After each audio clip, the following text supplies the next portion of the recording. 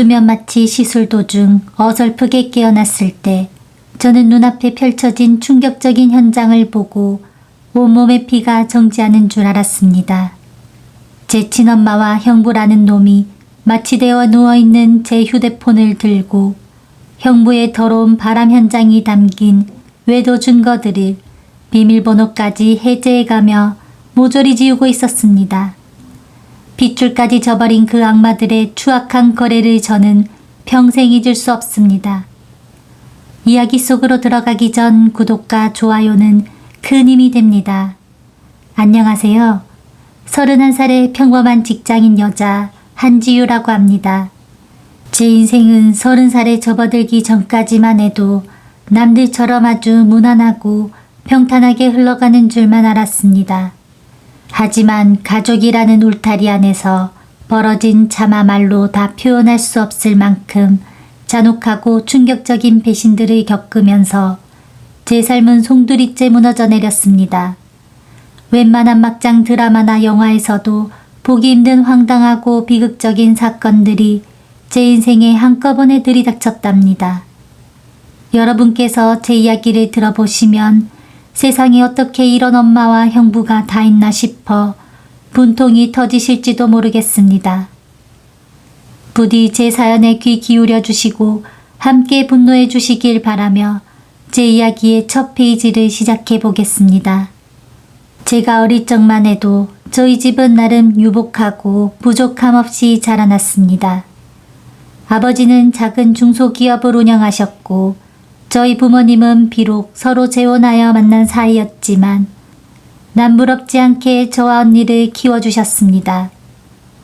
제 위로 1살 많은 서연 언니가 있었는데 사실 언니와 저는 피 한 방울 섞이지 않은 의자매였습니다. 제가 5살, 언니가 6살 때 부모님의 재혼으로 한 지붕 아래 살게 되었는데 생일이 빨라 언니가 된 서연 언니는 어릴 때부터 저를 친동생 이상으로 아껴주고 챙겨주던 천사 같은 사람이었습니다. 비는 나누지 않았지만 그 누구보다도 깊은 자매를 나누며 자란 절친한 사이였습니다. 그러나 저희 집안의 평화는 제가 23살이 되던 해에 가혹하게 깨져버렸습니다. 아버지의 사업이 믿었던 동업자의 배신으로 한순간에 기울기 시작하더니 끝내 엄청난 빚더미를 안은 채 아버지가 뇌졸중으로 세상을 떠나시고 만 것입니다. 집안은 그야말로 풍비박산이 났고 하루아침에 길바닥에 나앉아야 할 처지가 되었습니다. 부모님의 재혼 후 전업주부로만 살아오던 엄마는 갑작스러운 가난을 견디지 못하고 매일같이 눈물과 신경질로 하루하루를 보내셨습니다. 엄마는 원래부터 물질적인 풍요와 남들의 시선을 유독 중요하게 생각하던 분이었기에 가난해진 현실을 받아들이는 것을 죽기보다 싫어하셨습니다. 결국 집안의 빚을 갚고 생계를 책임져야 했던 것은 저와 서연 언니였습니다. 저는 대학을 휴학하고 낮에는 직장, 밤에는 아르바이트를 뛰며 피땀 흘려 돈을 벌었고 언니 역시 휴학을 하고 학원 강사 일을 하며 집안의 빚을 조금씩 갚아나갔습니다. 피 한 방울 안 섞인 의붓딸이었음에도 언니는 단 한 번도 불평하지 않고 엄마와 나를 위해 모든 것을 희생하며 버텨주었습니다. 저에게 언니는 세상에서 가장 고맙고 미안한 존재이자 제 목숨을 바쳐서라도 지켜주고 싶은 하나뿐인 핏줄보다 더한 자매였습니다. 그렇게 지옥 같은 수렁 속에서 저와 언니가 5년 넘게 피눈물을 흘리며 빚을 거의 다 갚아갈 무렵이었습니다. 언니 서연이의 앞에 한 남자가 나타났습니다. 그 남자는 바로 강남에서 잘나가는 유명 피부과 개원의인 36살의 김도현, 즉 지금의 형부였습니다. 형부는 언니가 일하던 학원 근처에 병원을 두고 있었는데 언니의 단아하고 아름다운 외모에 반했다며 몇 달 동안이나 집요하게 구애를 펼쳤습니다. 처음에 언니는 자신의 가난한 집안 형편과 빚 때문에 형부의 고백을 한사코 거절했습니다. 의사라는 번듯한 직업을 가진 사람과 자신은 어울리지 않는다고 생각했던 것이지요. 하지만 이 사실을 알게 된 엄마의 태도는 완전히 달랐습니다. 엄마는 언니의 덜미를 잡고 고성을 지르며 결혼을 강요하기 시작했습니다. 너 미쳤냐? 잘 나가는 피부과 원장이 제 발로 들어왔는데 그걸 차버려? 네가 아주 배가 불렀구나. 의사 사이 얻어서 이 지긋지긋한 가난에서 벗어날 기회인데 네가 감히 거절을 해? 엄마, 난 그 사람 안 좋아해. 그리고 그 사람 집안이 얼마나 대단한데 우리 같은 집안을 받아주겠어? 나 나중에 상처받기 싫어. 상처 같은 소리 하고 있네. 의사 마누라 되는 게 상처냐? 그 사람 집안이 반대하든 말든 일단 잡고 봐야지. 너 정 싫으면 내 눈앞에서 그냥 죽어라. 내 팔자에 의사 사이 한번 받아보나 했더니 네가 내 인생 망치는구나. 엄마는 며칠 동안 밥을 굶고 누워 시위를 벌였고 언니는 결국 엄마의 거센 등살과 압박을 견디지 못해 형부 김도연과 연애를 시작하게 되었습니다.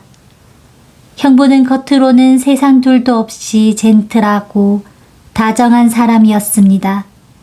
저희 집의 어려운 사정을 알면서도 가난을 문제 삼지 않았고 엄마에게 수시로 용돈과 고급 영양제를 선물하며 환심을 샀습니다. 엄마는 입이 찢어져라 웃으며 사위 자랑을 동네방네하고 다니기 바빴습니다. 결국 저와 언니의 우려 속에서도 두 사람은 만난 지 6개월 만에 속전속결로 화려한 결혼식을 올리게 되었습니다. 결혼 후 언니의 삶은 겉보기에는 아주 호화롭고 평화로워 보였습니다. 형부는 언니에게 고급 외제차를 사주었고 강남의 넓은 아파트에서 살게 해주었습니다. 엄마 역시 사위 덕분에 사치스러운 생활을 누리며 친구들에게 자랑을 늘어놓았습니다. 저는 언니가 고생 끝에 드디어 행복을 찾았다고 믿었고 형부에게 진심으로 고마운 마음을 가지며 직장 생활에 매진하고 있었습니다. 하지만 두 사람의 달콤했던 신혼생활 뒤편에는 언니가 감당하기 힘든 어둡고 추악한 진실이 숨겨져 있었습니다. 회사 업무로 강남의 한 카페 거리로 외근을 나갔던 그 가을날이었습니다.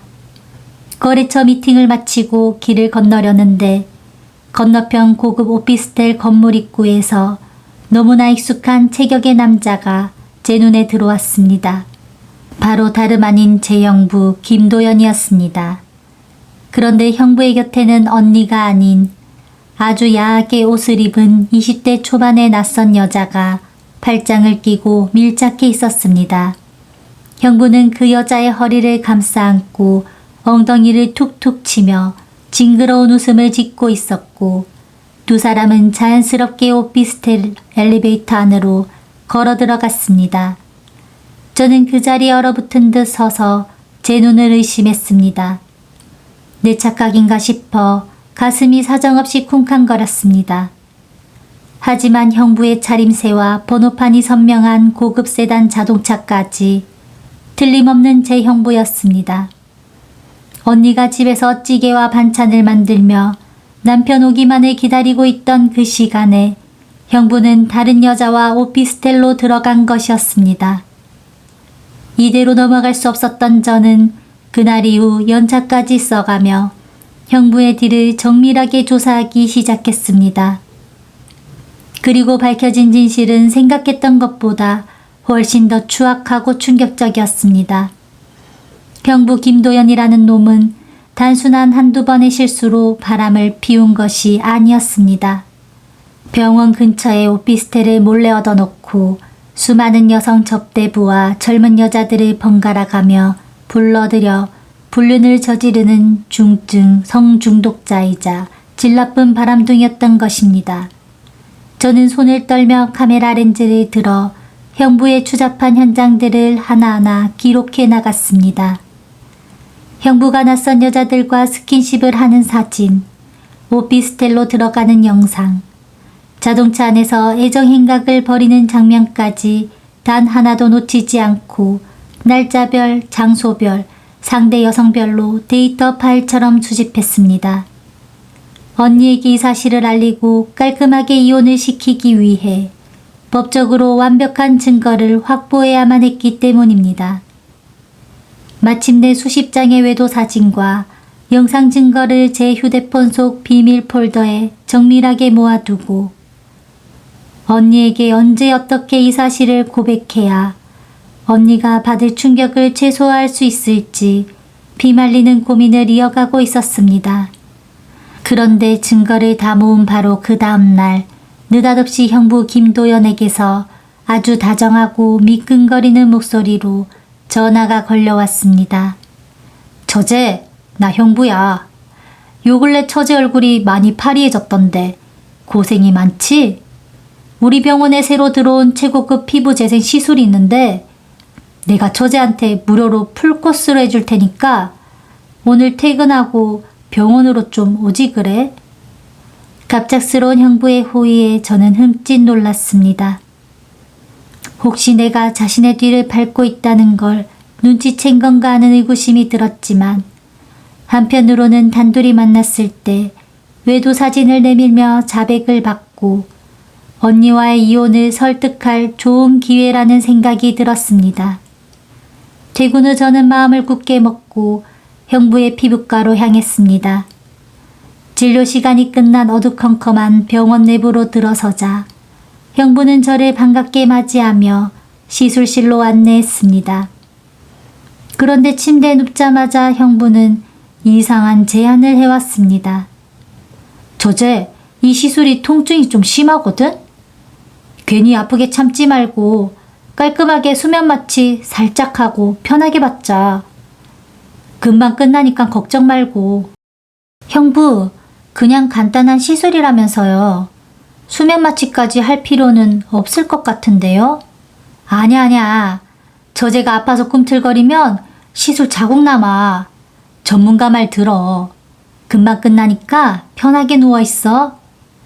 형부는 제 의사와는 상관없이 간호사에게 지시하여 제 팔에 수면 마취제 주사를 놓았습니다. 이윽고 머리가 띵해지면서 제 의식은 아득한 어둠 속으로 빠르게 꺼져 들어갔습니다. 얼마나 시간이 흘렀을까요? 약 기운이 너무 과했던 탓인지 아니면 제 내면의 극심한 긴장감 때문이었는지 몰라도 저는 시술이 끝나기도 전에 마취에서 어설프게 의식이 깨어나기 시작했습니다.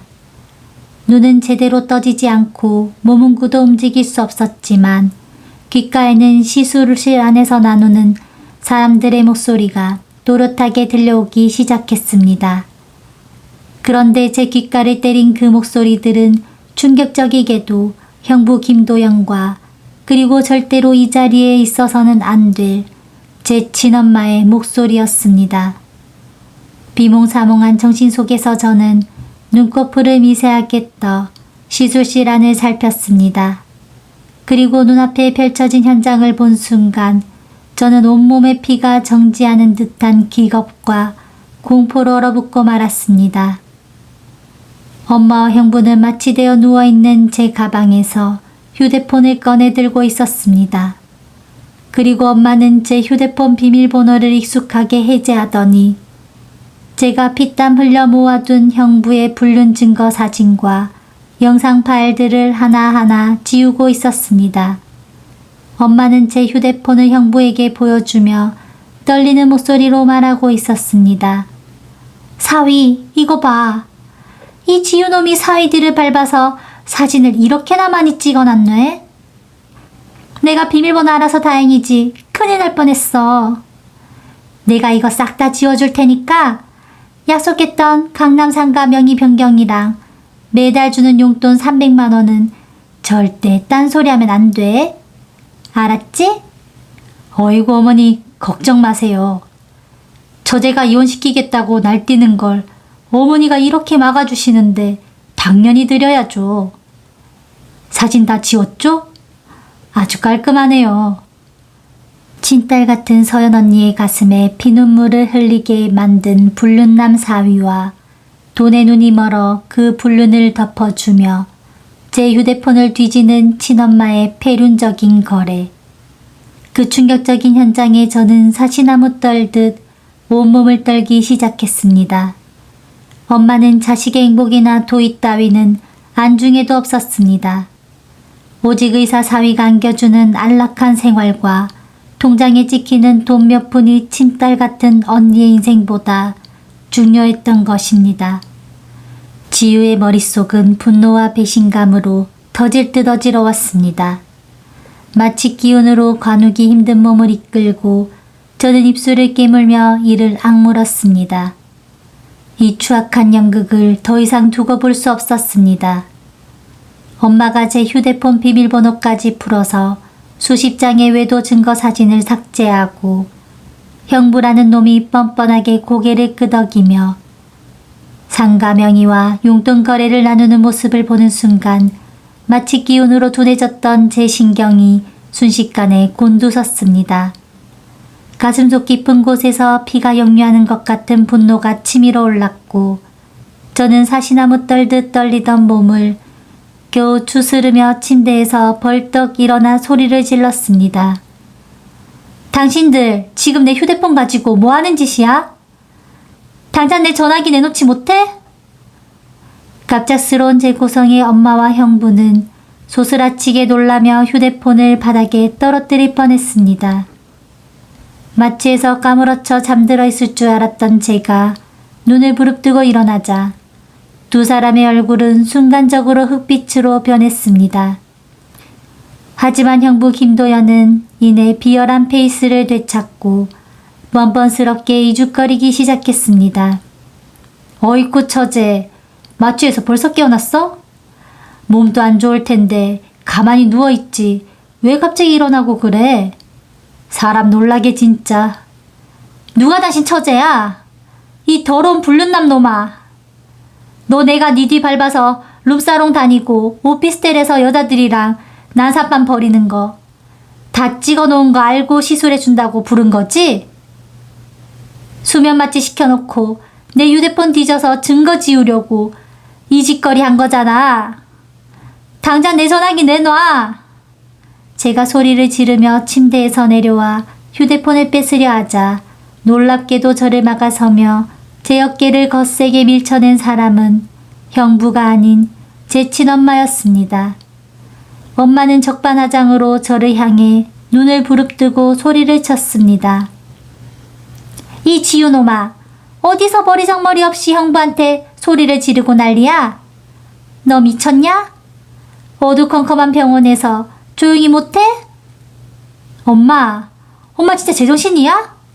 저 인간이 언니 두고 바깥에서 딴 여자들이랑 더러운 짓거리 하고 다니는 불륜남이라고. 언니 피눈물 흘리게 만드는 놈인데 엄마가 어떻게 내 휴대폰을 뒤져서 형부 증거를 지워줄 수가 있어? 엄마가 사람이야?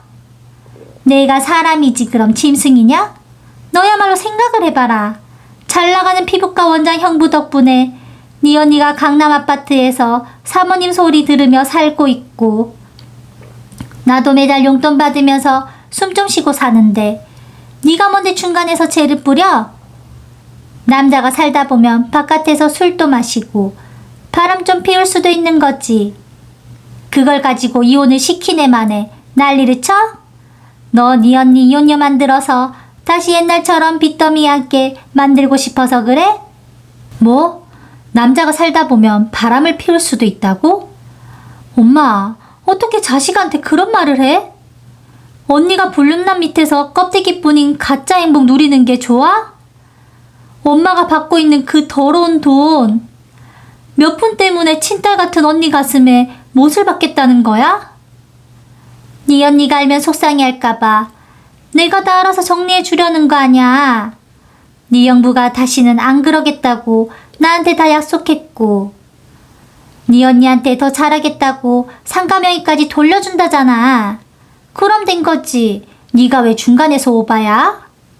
네가 증거 가지고 언니한테 떠들지만 않으면 아무 문제 없어. 당장 집으로 돌아가.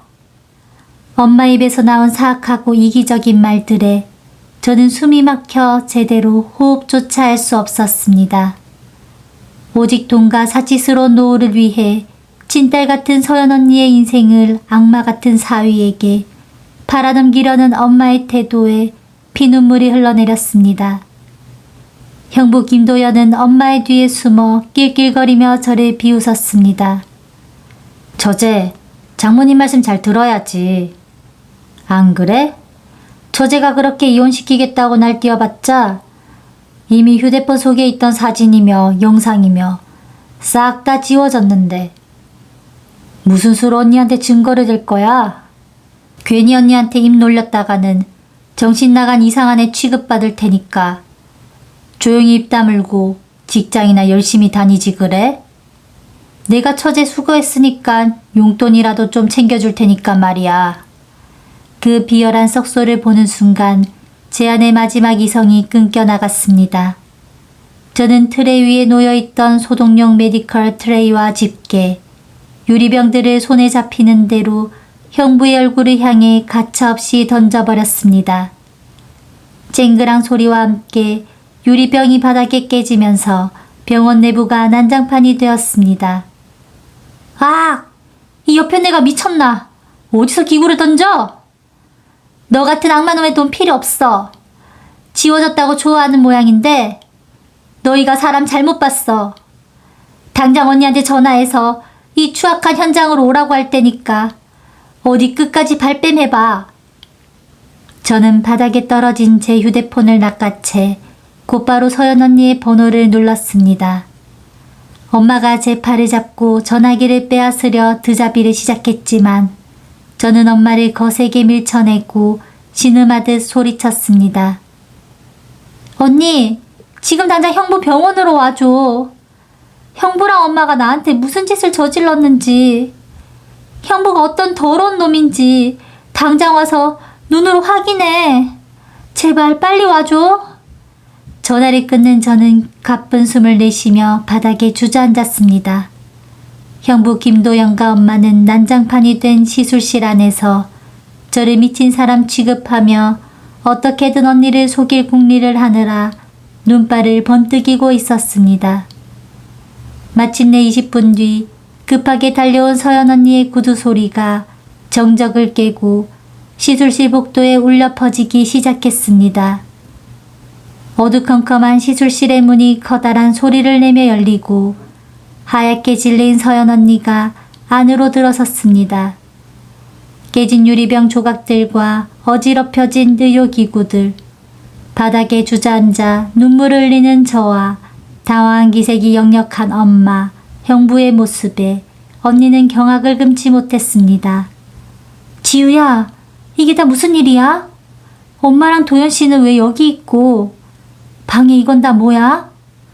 언니가 달려와 저를 일으키려 하자 형부 김도연이 기다렸다는 듯 불쌍한 표정을 지으며 언니 앞을 막아서서 언니의 손을 잡았습니다. 서연, 잘 왔어.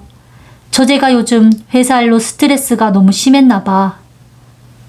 내가 무료로 시술 좀 해주려고 불렀는데 수면 마취에서 깨어나더니 갑자기 혼자 환각을 보고 소리를 지르면서 기구를 던지기 시작하잖아. 내가 너무 놀라서 어머님까지 급하게 부른 거야. 처제 정신 상태가 아무래도 정상이 아닌 것 같아. 형부의 신들린 듯한 거짓 연기에 엄마도 맞장구를 치며 제 팔통을 살짝 때렸습니다. 그래 서연아, 이 지우놈이 아주 미쳤어. 형부가 선의로 시술해 주는데 갑자기 깨어나서 형부가 바람을 피웠네 어쨌네 하면서 소리를 지르고 난리를 치지 뭐니? 내가 말리느라 죽는 줄 알았다. 지우 이놈 당장 정신병원에 입원시켜서 치료부터 받게 해야겠어. 자식 키워봐야 아무 소용없다더니 이렇게 형부한테 저런 모함을 해? 어처구니가 없는 연극에 저는 피웃음을 터뜨렸습니다. 저를 모함하고 미친 사람으로 몰아가는 두 악마의 태도에 오만이 싹 사라지는 기분이었습니다. 언니는 혼란스러운 눈빛으로 저와 두 사람을 번갈아 바라보았습니다. 지우야, 정말이야? 형부가 바람을 피웠다니 그게 무슨 소리야? 너 어디 아픈 거 아니지? 언니, 저 두 악마 같은 놈들 말 절대 믿지 마. 형부라는 놈은 병원 근처에 오피스텔 얻어놓고 수많은 여자랑 바람 피우는 더러운 놈이고, 엄마는 사위한테 강남상가 명의받고 매달 용돈 300만 원 받는 조건으로 내 휴대폰 뒤져서 외도 증거 지워준 사람이야. 나 미친 거 아니고 똑똑히 눈으로 보고 들었어. 언니의 눈동자가 크게 흔들렸습니다. 그러자 형부는 억울하다는 듯 가슴을 치며 목소리를 높였습니다. 저제, 아무리 정신이 이상해졌어도 어떻게 장모님이랑 나한테 그런 끔찍한 모함을 해? 서연아, 나 진짜 억울해서 미치겠다. 처제 휴대폰 봐봐. 내가 바람 피운 증거가 어디 있는지 직접 확인해봐. 증거도 없으면서 사람 모함하는 게 말이 돼? 형부는 이미 엄마가 제 휴대폰에서 사진과 영상을 모조리 지웠다는 걸 알고 뻔뻔하게 휴대폰을 확인해 보라며 언니에게 내밀었습니다. 언니가 떨리는 손으로 제 갤러리를 확인했지만 앨범은 비어 있었습니다. 형부와 엄마는 속으로 쾌재를 부르며 비열한 미소를 지었습니다. 고봐 서연아, 아무것도 없잖아. 지유가 완전히 착각하고 환각을 본 거라니까. 요즘 직장 스트레스 때문에 제정신이 아닌 거야. 하지만 두 악마는 제가 어떤 사람인지, 그리고 요즘 세상이 얼마나 발전했는지 전혀 알지 못했습니다. 저는 옷매무새를 가다듬고 차갑게 식은 눈으로 두 사람을 노려보았습니다. 지워졌다고 좋아했어? 휴대폰 앨범에서 사진을 지우면 다 없어지는 줄 아는 모양인데 요즘엔 클라우드 서버 자동 백업이라는 게 있어. 내가 촬영한 모든 사진과 영상은 찍히는 즉시 제 실시간 클라우드 서버로 자동 업로드돼. 제 말이 끝나기가 무섭게 형부와 엄마의 얼굴에서 빗기가 싹 가셨습니다. 저는 망설임 없이 휴대폰 클라우드 앱을 열어 언니의 휴대폰으로 수십 장의 외도 사진과 영상을 전송했습니다. 형부가 낯선 여자들과 스킨십을 하며 오피스텔로 들어가는 선명한 고화질 사진들이 언니 화면에 가득 채워졌습니다. 그리고 저는 호주머니 속에서 두 번째 필살기인 녹음기를 꺼냈습니다. 그리고 엄마, 수면 마취 시술 받으면서 단둘이 있을 때 무슨 자백을 할지 몰라서 내가 녹음기 켜놓고 들어갔거든? 당신들이 내 휴대폰 뒤지면서 나는 추악한 거래. 이 안에 다 들어있어. 녹음기의 재생 버튼을 누르자 시술실 안에 선명하고 음침한 엄마와 형부의 목소리가 울려 퍼졌습니다. 사위, 이 지유놈이 찍어둔 사진 내가 싹 지워줄 테니까 약속했던 상가명의 변경이랑 용돈 300만 원은 절대 딴소리하면 안 돼. 어머님, 걱정 마세요. 어머님이 잘 막아주시는데 당연히 드려야죠. 사진 다 지워졌네요. 아주 깔끔합니다. 음성이 흘러나오자 시술실 안은 얼음물을 끼얹은 듯 정적이 흘렀고 언니 서연의 눈에서는 굵은 눈물방울이 뚝뚝 떨어지기 시작했습니다. 그때 시술실 문이 슬그머니 열리며 한 간호사가 걸어 들어왔습니다. 바로 이 병원에서 일하던 소신 있는 수간호사였습니다. 수간호사는 형부 김도연을 서늘하게 바라보며 언니에게 서류 봉투 하나를 내밀었습니다. 사모님, 그동안 원장님이 병원 내 진료실과 오피스텔에서 저지른 불법 행위 및 여성 접대부 출입장부 기록입니다. 제가 원장님의 추악한 행태를 더는 두고 볼 수가 없어 따로 기록해 두고 있었습니다. 오늘 지우 씨가 마취에서 깨어날 수 있도록 마취제 용량도 제가 일부러 약하게 조절해서 투여했습니다. 진실이 밝혀져서 정말 다행입니다. 간호사의 결정적 증언과 장부까지 추가되자 형부 김도연과 엄마 박명수는 완벽히 외통수에 걸려 무릎을 꿇었습니다. 어디서부터 잘못된 것인지 가늠조차 하지 못하는 두 악마 앞에서 언니 서연은 휴대폰 속 증거와 장부를 손에 꽉 쥐었습니다. 분노와 배신감으로 온몸을 떨던 언니의 눈빛은 이내 얼음처럼 차갑고 서늘하게 바뀌었습니다.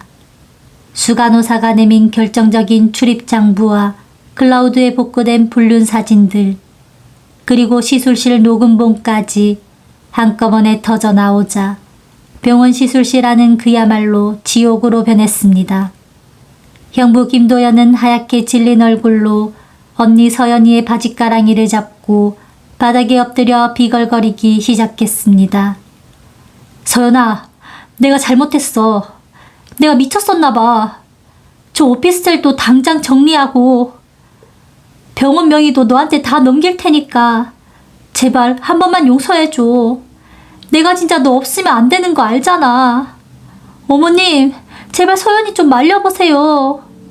하지만 이미 돈줄이 끊길 위기에 처하자 제정신을 잃은 엄마 박명수는 사위의 편을 들며 끝까지 적반하장으로 소리를 질러댔습니다. 서연아, 너 진짜 미쳤냐? 남자가 살다 보면 바깥에서 바람 좀 피울 수도 있는 거지. 그걸 가지고 이혼을 하겠다고 난리를 쳐? 사위가 이렇게 빌고 상가에 병원 명의까지 준다잖아. 이만한 재력 가진 남자 어디 가서 또 만날래? 지유 전현이 중간에서 가정을 깨뜨리려고 자작질을 한 건데 왜 사위 탓만 해? 사위 절대 이혼해 주지 마. 엄마, 그 더러운 입 당장 닫아요. 언니 서연의 입에서 터져나온 사자우 같은 고함에 시술실 안은 얼음물을 끼얹은 듯 조용해졌습니다. 평소 온순하고 다정하기만 했던 언니의 눈빛은 이미 피도 눈물도 없는 서늘한 얼음처럼 바뀌어 있었습니다. 언니는 떨리는 손으로 제 손을 꼭 잡더니 형부 김도연과 엄마 박명순을 향해 차갑게 일갈했습니다. 김도연 씨, 그리고 박명순 씨. 당신들은 사람이 아니야. 돈에 눈이 멀어 자식 가슴에 못을 박은 악마들이지. 너는 당신들의 그 추악한 변명들을 가치도 없어. 법정에서 봅시다. 내가 당신 가진 거 싹 다 털어내고 매장시킬 테니까 각오해. 언니는 제 손을 꼭 잡고 망설임 없이 난장판이 된 시술실을 걸어 나왔습니다. 뒤에서 형부가 소리를 지르고 엄마가 울부짖는 소리가 복도에 울려 퍼졌지만 저희 자매는 단 한 번도 뒤를 돌아보지 않았습니다. 다음날 날이 밝자마자 언니는 곧바로 국내 최고의 이혼 전문 변호사를 선임하여 형부 김도연을 상대로 이혼 및 위자료 재산분할 청구 소송을 제기했습니다. 제가 클라우드로 백업해둔 수십 장의 정밀한 불륜 현장 사진과 오피스텔 출입 영상, 시술실에서 녹음된 엄마와의 폐륜적 거래 음성 파일, 그리고 수간호사가 제공한 여성 접대부 장부까지 모조리 법원에 제출되었습니다. 이는 재판부조차 허를 찰 정도의 완벽하고 치명적인 스모킹건이 되었습니다. 형부는 소송 과정에서 어떻게든 재산을 숨겨보려고 비자금을 은닉하고 변법을 쓰며 발버둥 쳤지만 변호사의 날카로운 금융 추적으로 은닉 재산과 오피스텔 매매 대금까지 모조리 밝혀졌습니다. 결국 법원은 형부 김도연의 100% 귀책 사유를 인정하여 막대한 위자료와 함께 형부 전체 재산의 절반 이상을 언니 서연이에게 분할하라는 판결을 내렸습니다. 단죄는 여기서 끝나지 않았습니다. 환자를 수면 마취 시켜놓고 휴대폰을 뒤지며 불법 행위를 저질렀다는 사실과 병원 내 불륜 행각이 여성 이용자가 많은 강남 지역 인터넷 커뮤니티에 일파만파 유포되었습니다. 불매운동과 비난 여론이 폭발하면서 형부의 피부과는 환자들의 발길이 완전히 끊겼습니다. 소문이 퍼지자 의료법 위반 조사까지 들어가며 병원은 결국 폐업에 이르렀고 형부는 억대의 빚더미에 앉아 신용불량자로 추락하고 말았습니다. 한순간의 욕망과 가식으로 모든 것을 잃고 길바닥에 나앉게 된 것입니다. 사위의 돈을 노리고 친딸 같은 언니의 가슴에 피눈물을 흘리게 했던 엄마 박면순의 비참한 말로도 시작되었습니다.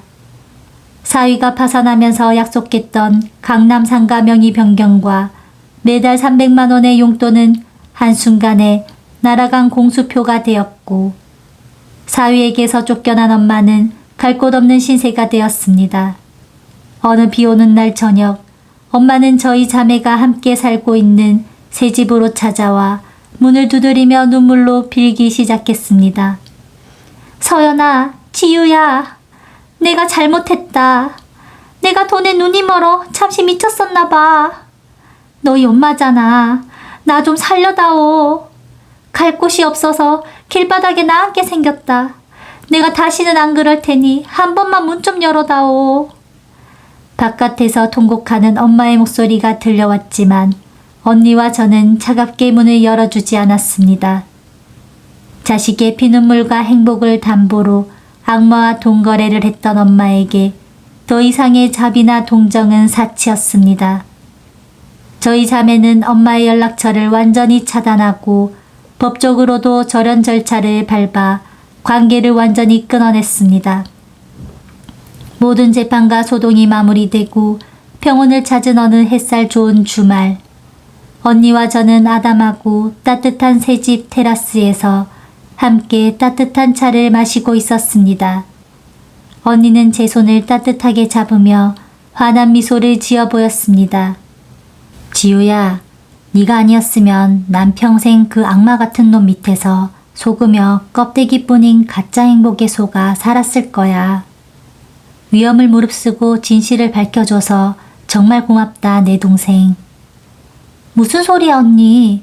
피 한 방울 안 섞였어도 언니는 세상에서 나를 가장 아껴준 하나뿐인 진짜 자매잖아.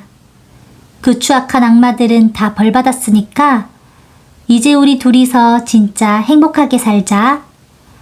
비록 상처는 깊었지만 어둠을 뚫고 나온 저희 자매는 서로의 손을 꼭 잡은 채 환하게 웃을 수 있었습니다. 자식의 행복을 동가바꾼 악마들은 비참한 지옥으로 떨어졌고 진정한 자매의 참된 홀로서기와 새로운 출발이 시작되었습니다. 오늘 이야기가 마음에 와닿으셨다면 구독과 좋아요, 댓글로 여러분의 이야기도 들려주세요. 다음 이야기에서 또 다른 인생의 한 장면으로 찾아뵙겠습니다. 감사합니다.